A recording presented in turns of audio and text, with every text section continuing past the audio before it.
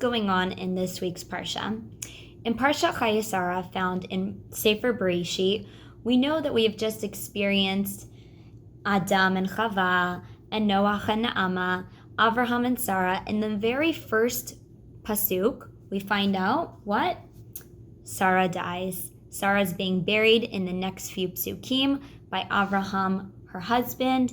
And it's funny to note that if you look at the meaning of this week's Parsha, Chayei Sarah, the life of Sarah, she's not even alive during this Parsha.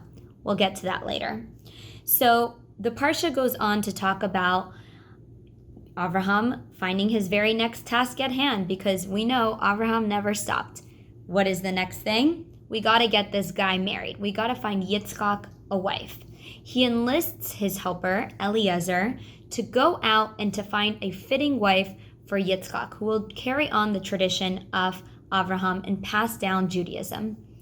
So Eliezer goes out and he happens upon Rivka. Rivka gives his camels all the water in the world, and he says, this woman, she seems like kind of what we're looking for. He goes into the house of Betuel, Rivka's father, and Betuel gets very excited. I mean, who wouldn't? He sees all these camels behind him laden with gold. They make an agreement, and Eliezer brings Rivka back to the house of Avraham and Sarah and her future husband, Yitzchak. In a famous midrash, she falls off the camel. She literally fell in love with Yitzchak. They get married.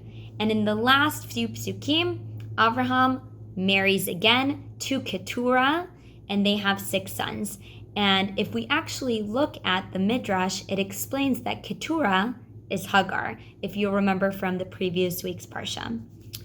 That's our summary. Let's go to the next one.